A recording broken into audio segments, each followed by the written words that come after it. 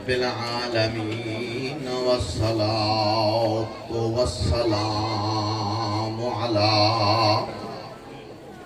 سيد الأنبياء والمرسلين وآله الطيبين الطاهرين المعصومين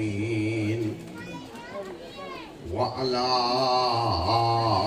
أصحابه الذين أدركوا صحبة النبي مع الإيمان وماتوا على الإيمان واللعنة الدائمة على أعدائهم أجمعين الملعونين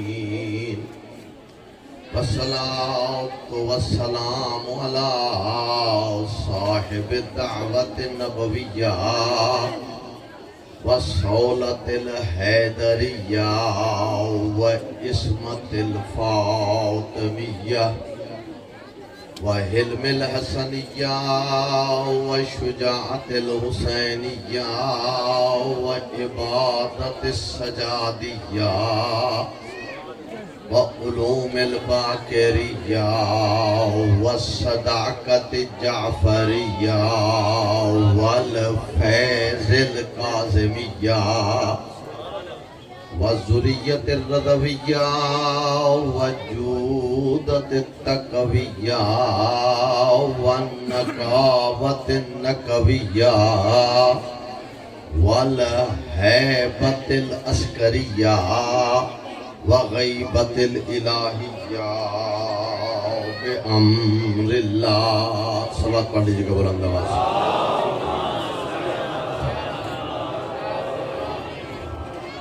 أما بعد فقد قال الله تبارك وتعالى في كتابه المجيد وفرقانه الحميد وهو أصدق القائلين.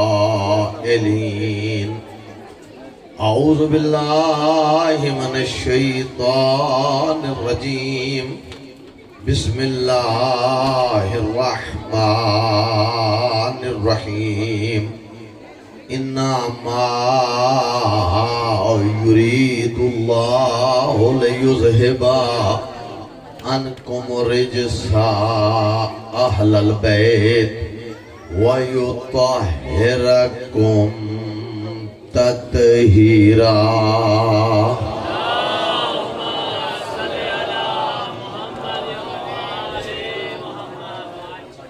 میرے محترم، میرے سنی شیعہ بھائیوں، اللہ کا لاکھ لاکھ احسان ہے کہ اس نے ہمیں اہل بیت سے محبت کرنے والا خلق کیا ہے. اللہ کی جتنی بھی نعمتیں ہیں، جتنے انعامات ہیں، جتنی نوازشیں ہیں، وہ ساری ایک طرف رکھ دی جائیں. محبت اہل بیت اور ولایت اہل بیت دوسری طرف رکھی جائے. ہمیں نہ گھر چاہیے، نہ جان چاہیے، نہ مال چاہیے. ہمارا جینا بھی علی ولی اللہ ہے، ہمارا مرنا بھی علی ولی اللہ ہے. تیری کیا جرت ہے تو اذان میں علی ولی اللہ سے روک سکے؟ تیری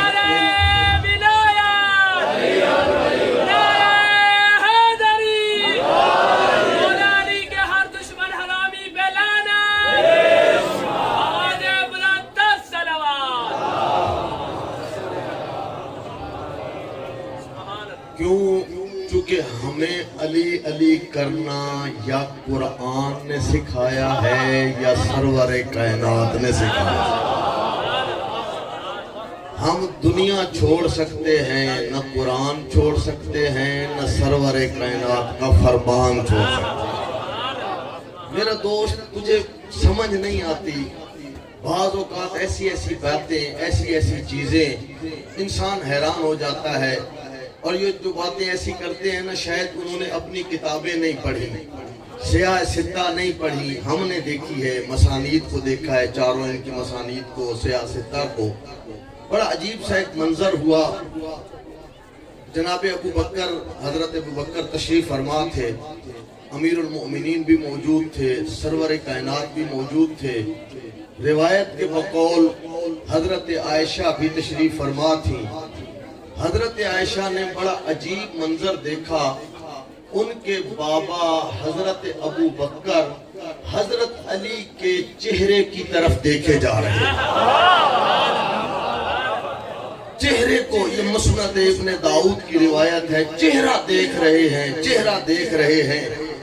گئی باپ کا کندھا ہلا کے کہا، تجھے کوئی اور نظر نہیں آیا؟ تو صرف علی کا چہرہ دیکھ رہا ہے. تو حضرت ابو بکر نے کہا، یا عائشہ، اے عائشہ، تو میری عبادت میں خلل نہ ڈال.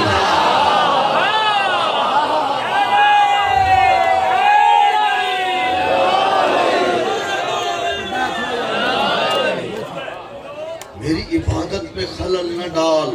میں نے ان کانوں سے سنا ہے، مجھے قسم ہے اس ذات کی جس کے قبضہ قدرت میں ابو بکر کی جان ہے، سرور کائنات کی وحی سے دھلی ہوئی پاک زبان سے اس حدیث کو سنا ہے، النظر الی وجہ علی عبادہ.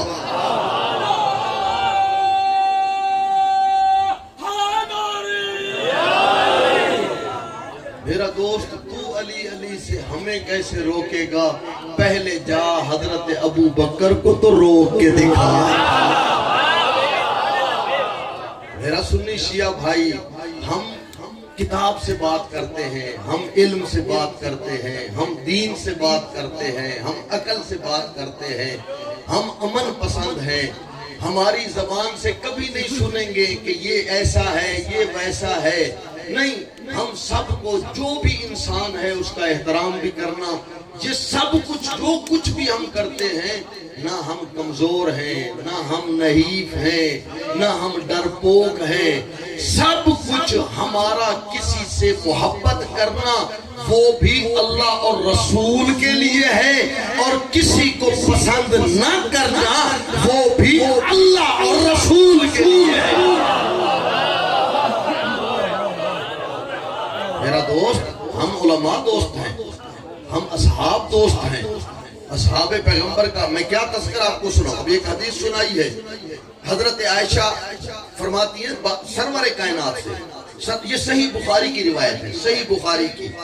آپ کہتے ہیں نا علی علی نہ کریں، علی علی نہ کریں. کل اجلاس تھا اسلام آباد میں، آپ کے بزرگ علماء، 3 بزرگ، میں بھی اس اجلاس میں موجود تھا، وہاں وہ شریک تھے، اور بہت بڑا بہترین پیغام کیا کہ اگر یہ شیعہ قوم کسی کے سامنے جھکتی ہے، کسی کی بات مانتی ہے، تو وہ یہ بزرگ علماء ہے.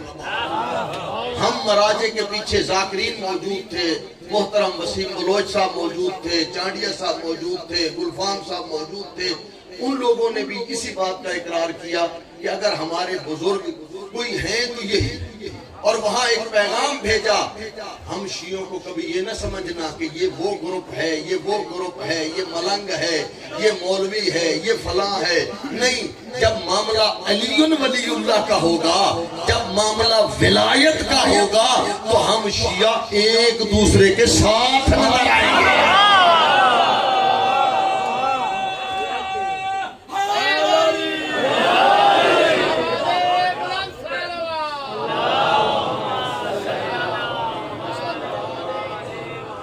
حضرت عائشہ سرور کائنات سے سوال کرتی ہیں، صحیح بخاری کی روایت، یا رسول اللہ، میں آپ کو دیکھتی رہتی ہوں، جب بھی زہرا گھر میں آئے آپ زہرا کے ہاتھ چومنا شروع کر دیتے ہیں.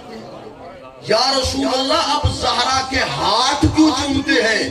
تو سرور کائنات نے ارشاد فرمایا، یا عائشہ، انی اشتکیت رائحۃ الجنہ تقبل یداہا، میں محمد نے جب جنت کی خوشبو سونگنی ہوتی ہے میں زہرا کے ہاتھ چوم لیتا ہوں.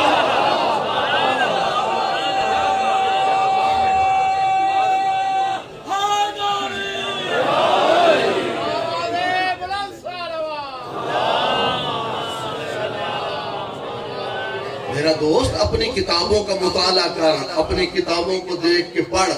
سبت جوزی تذکرۃ الخواص اہل سنت کی کتاب ہے. فرماتے ہیں کہ ہم اصحاب پیغمبر سارے موجود تھے، سرور کائنات بھی وہاں تشریف فرما ہوئے. اچانک سرور کائنات نے آواز دی وَاعْلَمُوا وَصَحَابِي. اور میرے اصحاب میری بات غور سے سنو. سب اصحاب متوجہ ہوئے سرور کائنات کی طرف. حضرت نے ایک جملہ فرمایا. سبت جوزی لکھتے ہیں، تذکرۃ الخواص اہل سنت عالم ہیں. فرماتے ہیں حضرت نے ارشاد فرمایا امتحنوا اولادکم بحب علی ابن ابی طالب.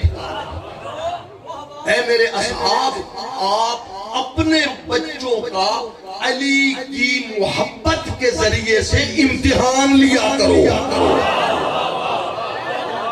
اپنے بچوں کو چیک کرتے رہو پیپر میں پاس ہوتے ہیں یا فیل ہوتے ہیں. ان کی تربیت کرو. امتحنوا اولادکم بحب علی ابن ابی طالب. اپنے بچوں کا علی کی محبت کے ذریعے سے امتحان لو. میں کہتا ہوں بڑا عظیم صحابی ہے، کھڑے ہو گئے.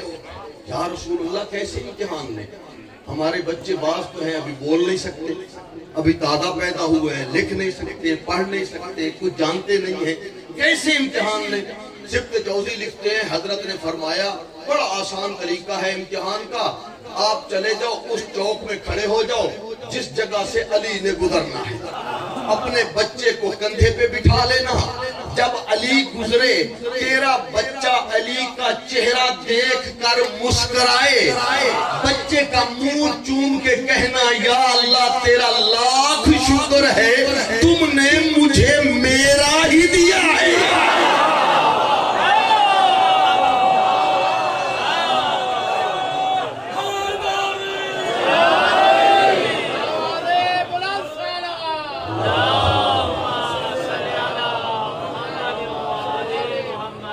اللہ تیرا لاکھ شکر ہے تم نے مجھے میرا ہی عطا کیا ہے. اور اگر اس بچے کا رنگ بدل جائے تو پھر کندھے پہ بٹھانے کی ضرورت نہیں ہے. فَجْلِدُوهُ عَلَى الْجِدَارِ. کندھے سے اٹھا کے دیوار پر دے مار. غیر کا تو کیوں پال رہا ہے؟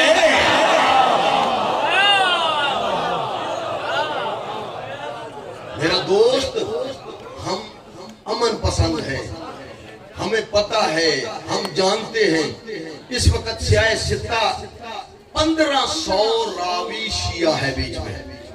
یہ جو کافر شیعہ کافر کا نعرہ لگاتے ہیں انہیں کہو پاگلو کم از کم اپنی کتابوں کو تو پڑھ لو. آپ کی مسانید ان کا کیا کرو گے؟ انہیں کہاں لے جاؤ گے؟ ان میں 1500 راوی شیعہ ہے، اہل بیت کا ماننے والا ہے. نہیں، ہم امن پسند ہیں، ہم کسی کو اس طریقے سے نہیں کہہ سکتے، کبھی بھی نہیں کہہ سکتے. لیکن ہمارے پاس ایک ہتھیار ہے جو ہمیں کامیابی کی طرف لے کے جائے گا. اس ہتھیار کا نام ہے محبت اہل بیت. محبت اہل بیت میرا دوست بڑا عظیم ہتھیار. اچھا یہ محبت اہل بیت بھی بڑی عجیب چیز ہے. بلکہ میں ایک چھوٹا سا جملہ چینج کر دوں. ایک خاتون نے، ایک شخص نے مدینے میں رہتے تھے، اپنی بیوی کو بھیجا جناب سیدہ کے پاس. کہا چلے جاؤ آقا زادی کی خدمت میں.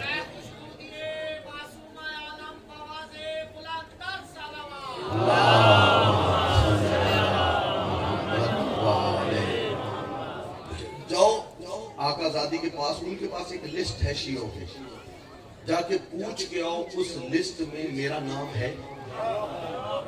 ہر مومن کی خواہش ہوگی میں آج ہاتھ جوڑ کے اولاد زہرا ہوں، سید ہوں، ہاتھ جوڑ کے کہوں گا اگر ہمارا نام آج نہیں ہے نا شیعہ سنی سب کا، اگر آج نام نہیں ہے نا زہرا کی لسٹ میں ہمارا، تو آج نام لکھوا کے جائیں. آج ہم نہیں اٹھیں گے، آقا زادی جس طریقے سے بھی نام لکھوانا ہوا آج ہم اس لسٹ میں نام لکھوائیں گے۔ عورت کو بھیجا، جاؤ آقا زادی سے پوچھو آپ کے پاس جو شیعوں کی لسٹ ہے اس میں میرا نام ہے۔ جب وہ عورت گئی جا کے جناب سیدہ کی خدمت میں عرض کی، میرا شوہر ہمیشہ آپ کو یاد کرتا ہے، ہمیشہ آپ کا محب ہے، جا کے وہ مجھے بھیج رہا تھا، اس نے مجھے کہا تھا سیدہ سے پوچھو میرا نام اس لسٹ کے اندر ہے۔ آقا زادی نے فرمایا جاؤ اپنے شوہر سے کہو لا، نہیں تمہارا نام ہے، بل بمحبیہم، اسے کہو ہمارے محبوں میں تو نام ہے، ہمارے شیعوں میں۔ میرا دوست ہم نے ایک قدم آج آگے جانا ہے، جہلم ہے، عزاداری ہے، یہی موقع ہے ہمیں ایک قدم اور آگے جانا۔ خالی محب ہونا، ہر کوئی محب ہے، آپ مجھ سے زیادہ بہتر جانتے ہیں کتنے عظیم شعراء ہیں ہندو، کتنے بڑے محب اہل بیت ہیں۔ محب ہونا اور ہے، پیروکار ہونا اور ہے۔ ہم نے خالی محب نہیں رہنا، سنی شیعہ سب نے بالکل خالی محب نہیں رہنا، ہم نے ایک قدم اور آگے جانا ہے، ایک قدم اور آگے بڑھانا ہے، ہم نے آج لسٹ میں نام لکھوانا ہے۔ فرمایا لا، جاؤ اپنے شوہر سے کہو وہ جو شیعوں والی لسٹ ہے میرے پیروکاروں کی لسٹ ہے، اس میں نام نہیں ہے۔ آپ کے شوہر کو بتائیں، شوہر بھی ہماری سب کی طرح جو چاہت رکھتا ہے، محبت رکھتا ہے، ساری رات گریا کرتا رہا، ساری رات روتا رہا کہ یار میرا نام ہی لسٹ میں نہیں ہے، میں کہاں جاؤں گا؟ عزاداری میں کرتا ہوں، ماتم میں کرتا ہوں، مجلس میں سنتا ہوں، سارے امور میں انجام دیتا ہوں، اور میری بیوی گئی ہے۔ آقا زادی فرما رہی ہے نہیں، بل بمحبیہم، اسے بتاؤ محبوں میں تو نام ہے، شیعوں میں نام نہیں ہے، شیعوں میں نام نہیں ہے۔ بیوی تھی، صبح تک پریشانی کے عالم میں، پھر روتی ہوئی پہنچ گئی آقا زادی کے پاس۔ آقا زادی میرا شوہر ساری رات روتا رہا، ساری رات پشیمان رہا، گھبراتا رہا کہ میرا نام نہیں ہے لسٹ میں نے زندگی کیسے گزار دی، میں کیسے وقت گزار رہا ہوں۔ میری آقا زادی نے کہا جاؤ شوہر سے کہو پریشان ہونے کی ضرورت نہیں ہے، اگر تجھے احساس ہو گیا ہے تو صرف ایک بات یاد رکھنا، اپنے کردار کو ہمارے عمل میں ڈھال لینا۔ تیرا کردار ہمارے عمل کے مطابق، اگر تو جھوٹ بولے گا تو ہمارا عمل جھوٹ نہیں ہے، اگر تو نماز نہیں پڑھے گا تو ہمارا عمل نماز پڑھنا نہیں ہے۔ ایک روایت میرے اور ذہن میں آ رہی ہے، علامہ مجلسی نے بہار الانوار کی 44ویں جلد میں رکھی ہے، ایک دفعہ مل کر اپنے اپنے مرحومین، اس علاقے کے تمام مومنین و مومنات مرحومات، علماء اعلام جو اس علاقے میں وفات پائے گئے ہیں گزشتہ سال سے ان دنوں تک، ان کو ذہن میں رکھ کر ان کی بلندی درجات کے لیے بلند آواز سے محمد و آل محمد کی عظمت پہ درود بھیجیے۔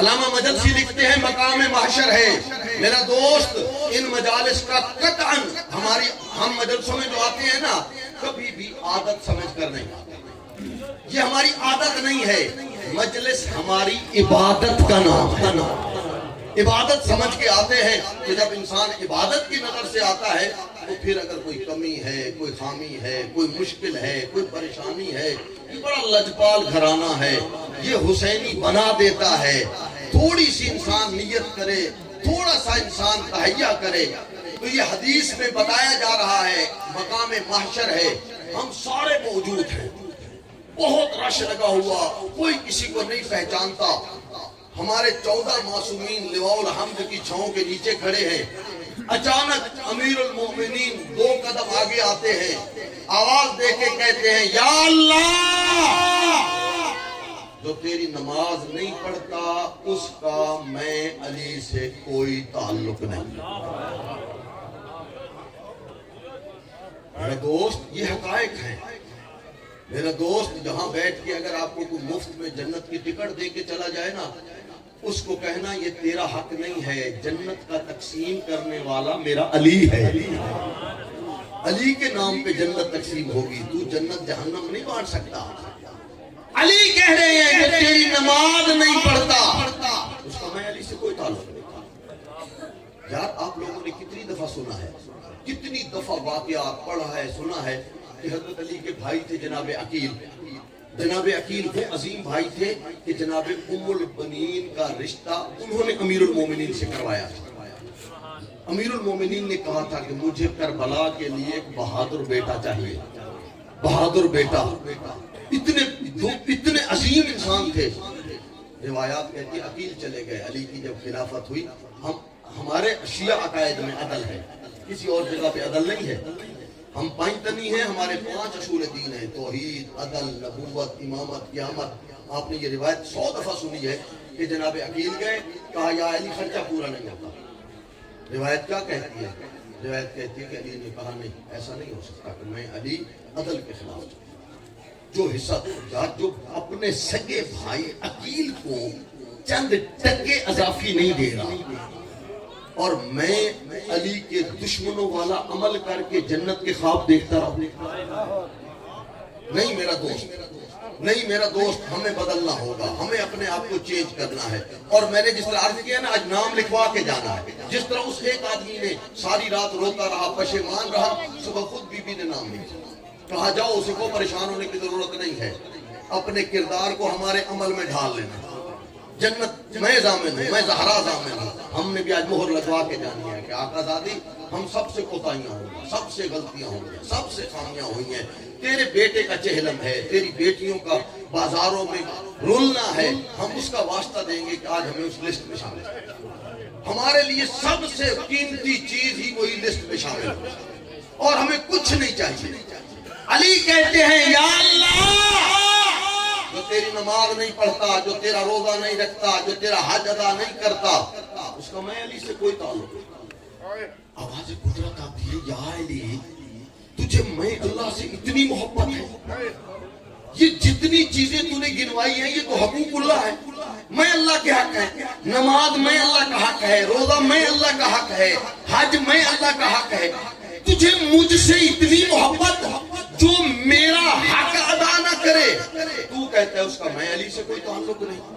اے علی تجھے اتنی محبت، تو اے علی تو بھی سن لے، جو میری نمازیں پڑھتا ہو، میرے لیے روزے رکھتا ہو، میرے لیے حج ادا کرتا ہو، احد پہاڑ جتنا سونا میں اللہ کی راہ میں لٹا دیتا ہو، صفا اور مروہ کے درمیان مظلومیت کی حالت میں مارا جاتا ہو. اے علی اگر اس کے دل میں تیری ولایت و محبت نہیں ہے تو میں اللہ بھی کہہ رہا ہوں وہ میرا بھی نہیں ہے.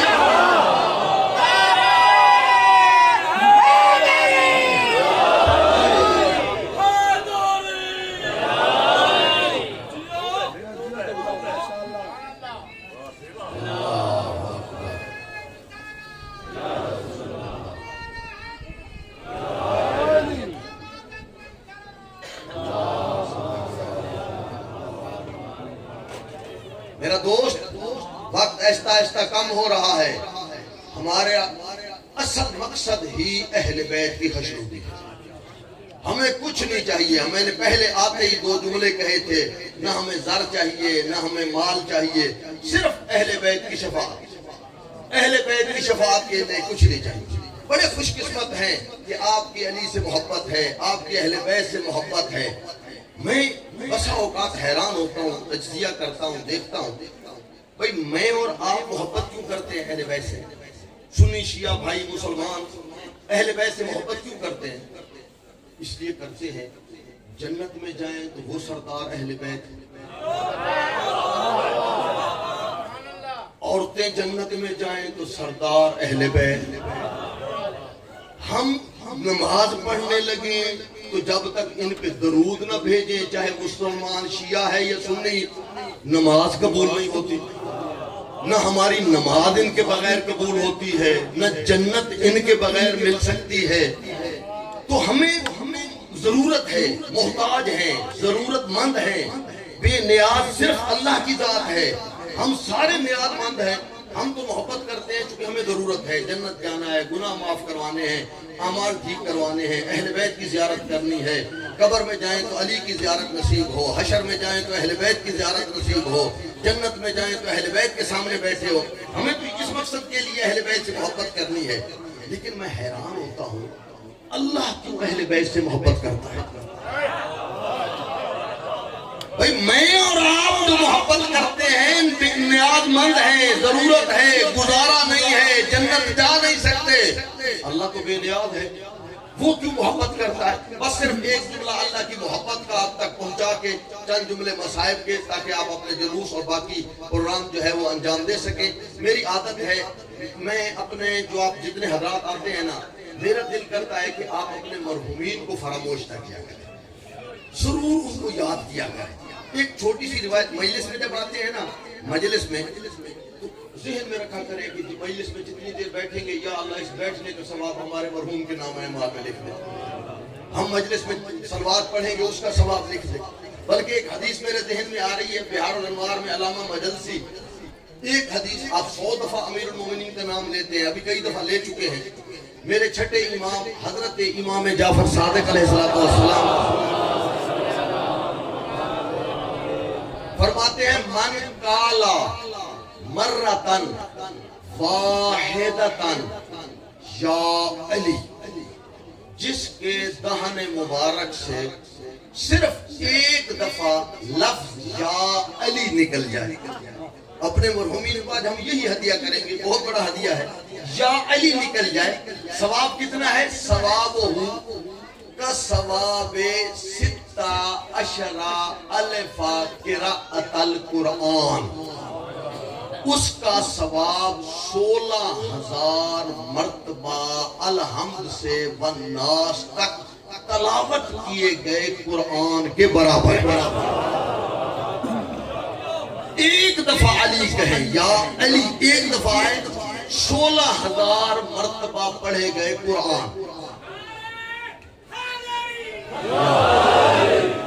یہ 16,000 مرتبہ کس کے پڑھے ہوئے؟ میرے تلاوت کیے ہوئے نہیں، آغا خوئی کے تلاوت کیے ہوئے نہیں، آغا سستانی صاحب کے تلاوت کیے ہوئے نہیں، آپ کے چھٹے امام ارشاد فرماتے ہیں 16 الف قراءۃ القرآن الذی اختمہ، وہ 16,000 مرتبہ پڑھے گئے قرآن کا ثواب ہے ایک دفعہ یا علی کہنا، جو میں جعفر صادق نے خود تلاوت کی ہے۔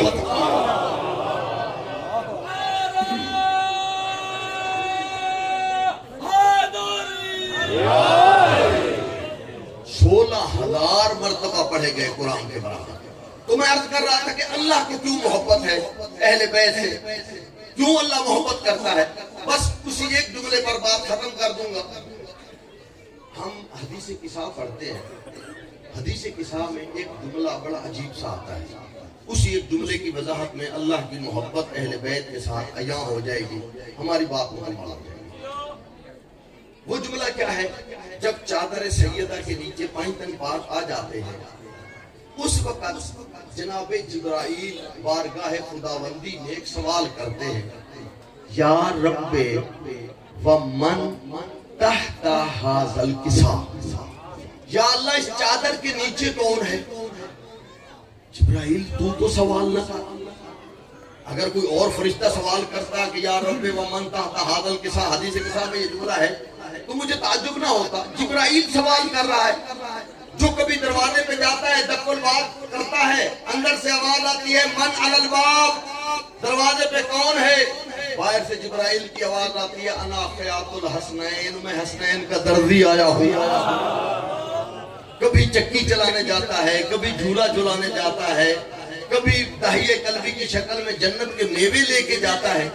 تو پوچھ رہا ہے کہ یا رب ومن تحت ھذا الکسا، کتنی آیات تو لے کے گیا اس گھر میں، تو چادر زہرا کے نیچے پائنتن پاک موجود ہیں اور تو سوال کر رہا ہے حدیث قصہ میں یا رب ومن تحت ھذا الکسا، یا اللہ اس چادر کے نیچے کون ہے؟ بعض شارحین نے حدیث قصہ کی جو شرح کی ہے، انہوں نے کہا ہے کہ جبرائیل فرشتہ ہے، فرشتہ کہتے ہیں نوری مخلوق کو، نوری مخلوق ہے، لیکن آج چادر زہرا کے نیچے 5 نور تھے، انوار خمسہ۔ جبرائیل بے شک نوری مخلوق تھا، گویا اس کی بھی آنکھیں چدھیا گئی، اسے سمجھ نہیں آ رہی ان میں محمد کون ہے، علی کون ہے، زہرا کون ہے، اس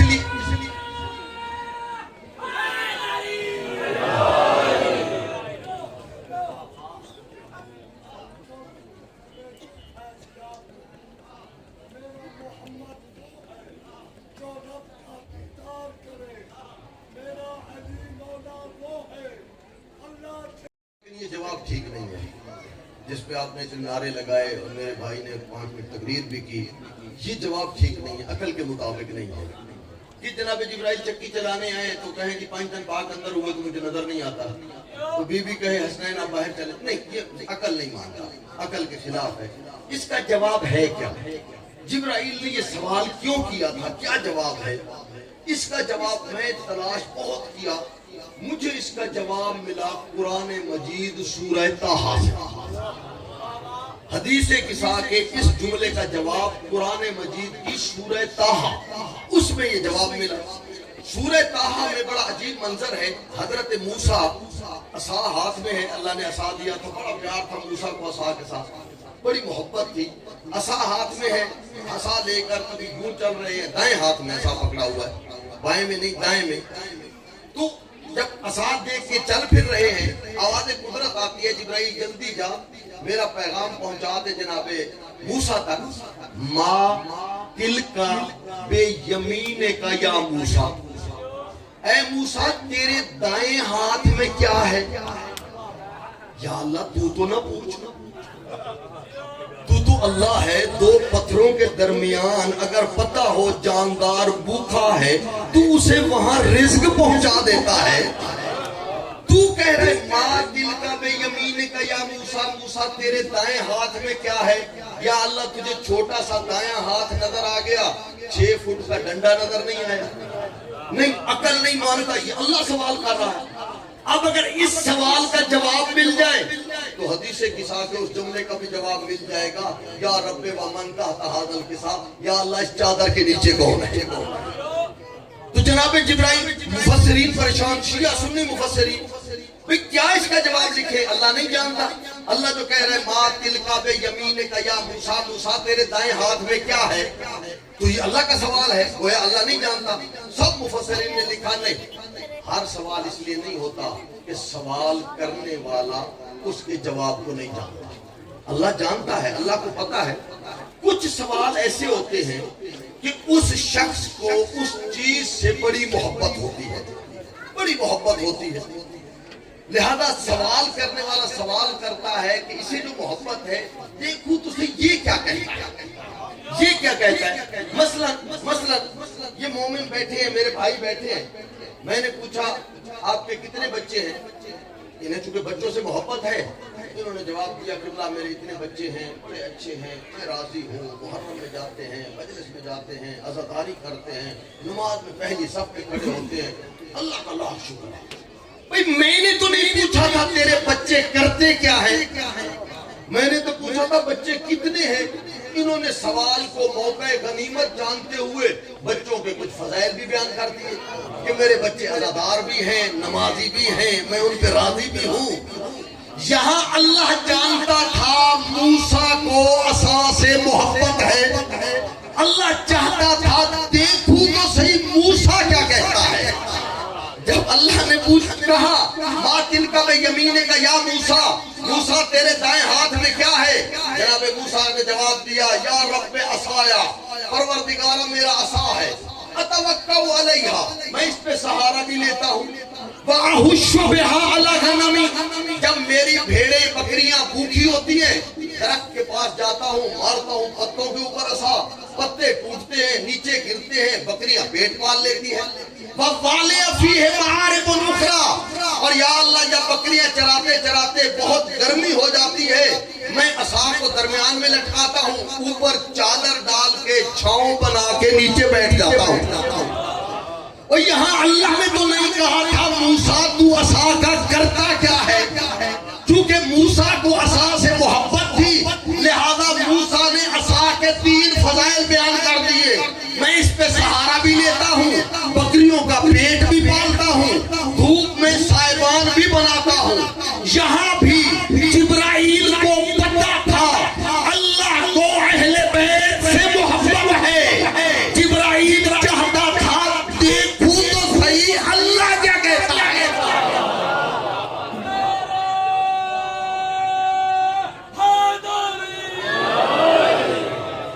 دیکھو تو صحیح اللہ کیا کہتا ہے۔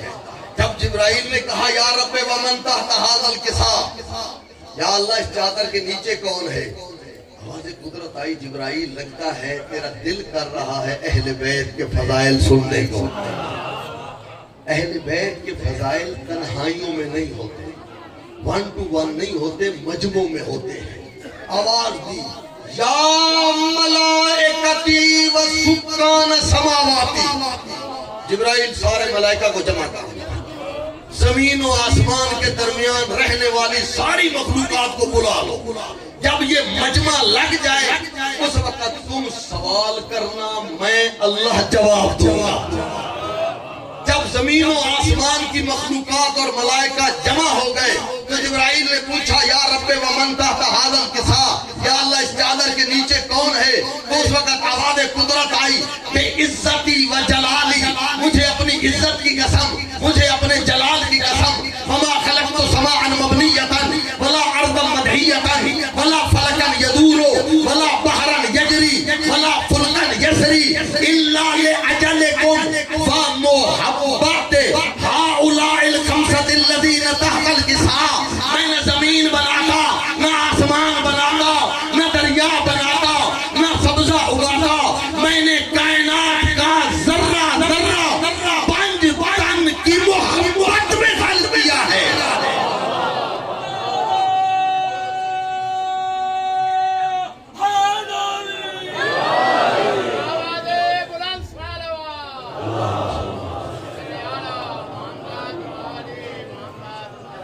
لیکن میرا دوست جن سے اللہ محبت کرتا تھا مسلمانوں نے ان کا حیا نہیں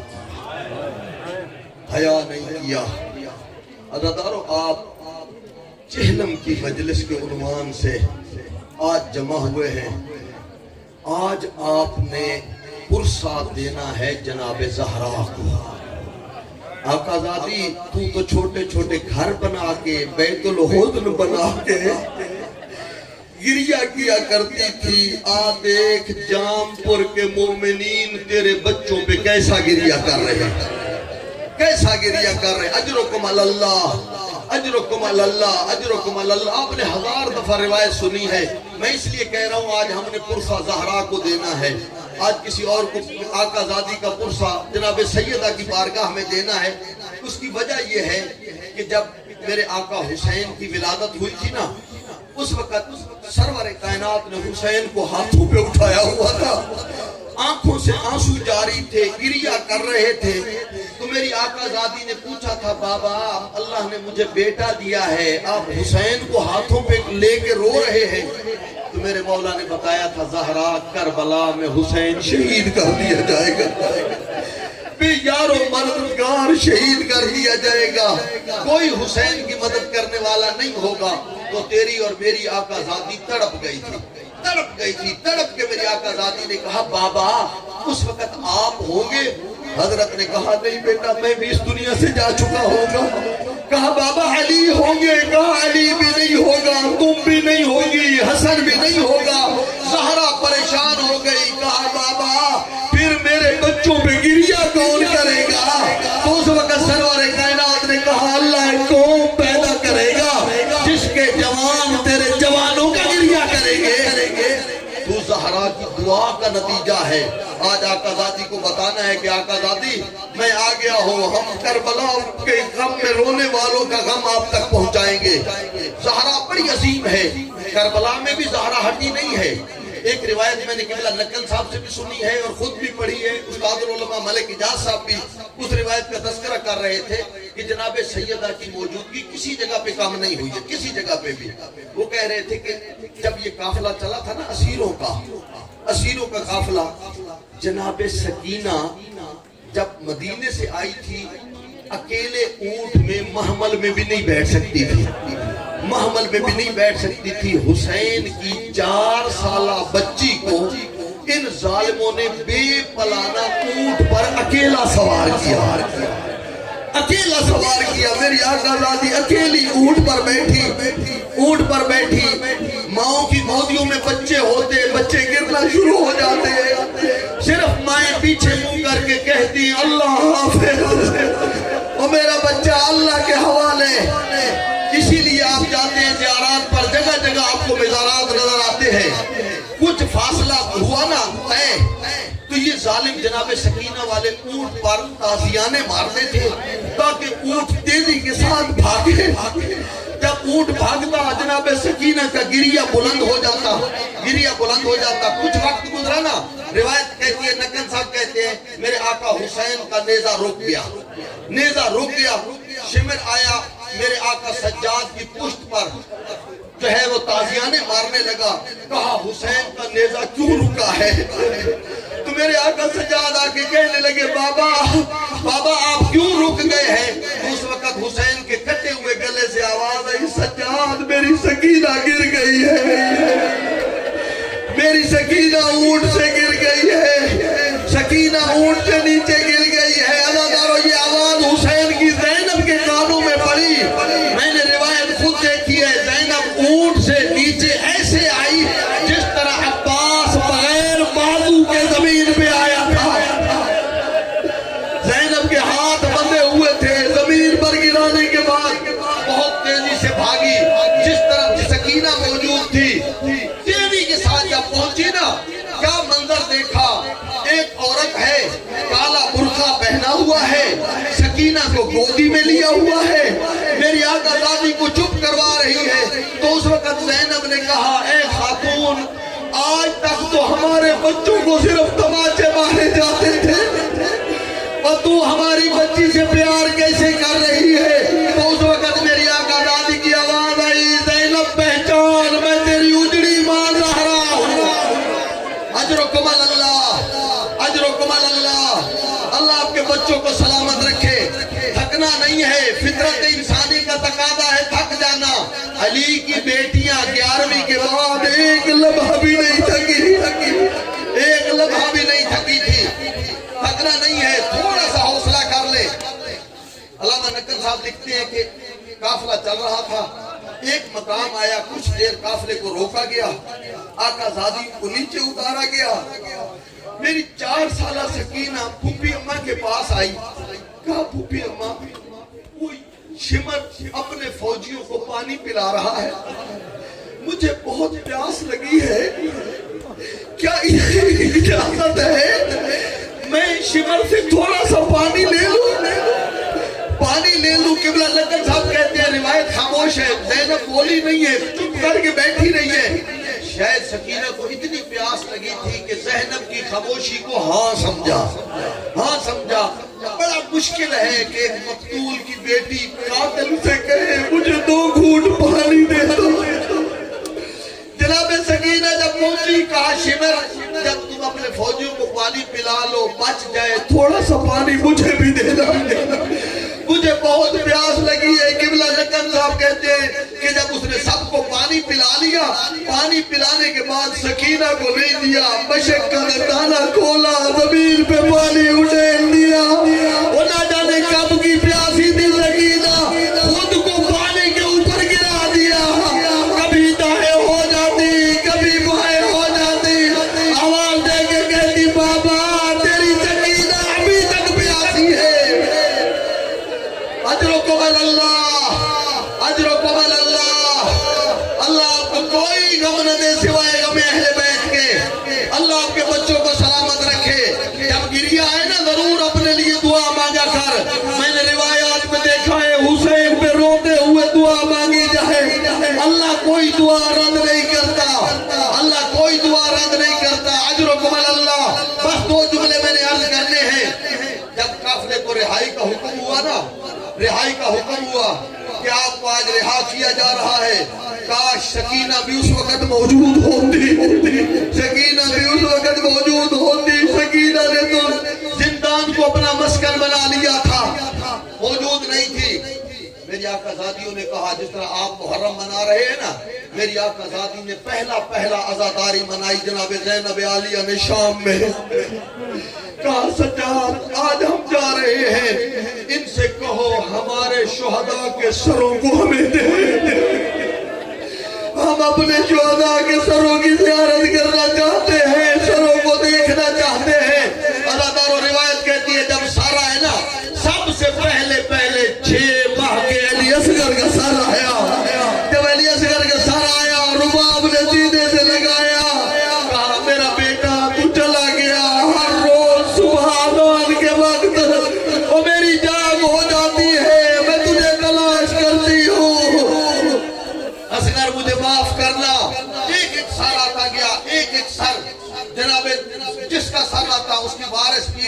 اس سر کو لے لیتی.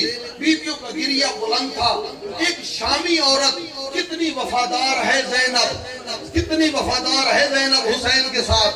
ایک شامی عورت آواز دے کے کہتی ہو بیویوں ساری اپنے اپنے شہداء کے سروں کو لے کے گریہ کر رہے ہو, یہ 2 تشت میں سر پڑے ہیں, یہ ہمیں بتاؤ یہ کوئی لاوارث سر ہے یا ان کی ماں شام غریبہ میں ماری گئی؟ تو بیویوں نے لوگ یہ کہا یہ اجڑی زینب کے لال ہے, زینب اپنا بھائی کا غم کر رہی ہے. آج سارے آواز دے کے کہو آقا زادی ہم تیرے اون و محمد کا ماتم کریں گے, ہم اون و محمد کا ماتم کریں گے. بس آخری روایت اون و محمد کا تذکرہ ہوا. آخری روایت میری آقا زادی نے گریہ نہیں کیا اپنے بچوں کے اوپر. شام غریبہ سے نکلی تھی تو گریہ نہیں کیا, حسین کے لاشے پہ گئی تھی, آج بھی گریہ نہیں کیا. سر آئے میرے آقا, یہ دونوں بچے میری آقا زادی کے ساتھ ماں کے ساتھ مدینے سے نہیں آئے تھے کربلا کے لیے. جناب اون و محمد زینب نے اپنے بچوں کو 6 ماہ کے بعد دیکھا تھا.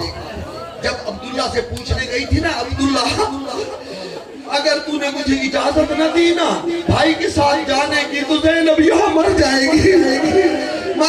تو عبداللہ نے رو کے کہا تھا زینب میں کیسے روک سکتا ہوں, تیرے بابا علی نے نکاح میں شرط لگائی تھی کہ عبداللہ جب میرا بیٹا حسین کربلا جانے لگے اور زینب کو منع نہ کرنا. تو میری آقا زادی گھر نہیں گئی تھی, سیدھی حسین کے خیمے میں بیٹھ گئی تھی. اون و محمد کو میری آقا زادی نے نہیں لیا تھا ساتھ. اون و محمد کو ان کے بابا جناب عبداللہ جب بیماری سے کچھ افاقہ ہوا نا مکے لے کے آئے تھے. آپ لوگ جو حج کرنے گئے ہیں نا مسجد عمرہ, اس کے نزدیک 10 کلومیٹر کے فاصلے پر حسین کے خیمے لگے ہوئے تھے. حج کو عمرے میں تبدیل کر کے وہاں حسین موجود تھے. اس مقام پر جناب عبداللہ اون و محمد کو لے کے آئے. دور سے جب خرد نظر آئی نا, روایت کہتی ہے اس خیمے میں زینب بھی کھڑی تھی, آقا حسین بھی موجود تھے, غازی عباس بھی موجود تھے. میرے آقا حسین نے کہا عباس مجھے دور سے گرد نظر آ رہی ہے, ذرا غور سے دیکھو کون آ رہا ہے ہماری طرف, کون آ رہا ہے ہمارے پاس. تو غازی عباس نے جب غور سے دیکھا نا تو فوراً کہا آقا مجھے لگتا ہے جناب عبداللہ آ رہے ہیں, آپ کے چچا جناب عبداللہ آ رہے ہیں. میں نے روایت میں دیکھا ہے زینب عالیہ نے عباس کا بازو پکڑ لیا, کہا عباس عبداللہ سے کہہ دینا اگر مجھے لینے آ رہا ہے میں اس کی زوجہ ہوں, میں نہ نہیں کروں گی, لیکن عبداللہ سے کہہ دینا زینب کی قبر مکے میں بنے گی, زینب زندہ نہیں جائے گی. عبداللہ تو زینب عباس عبداللہ کو بتا دینا.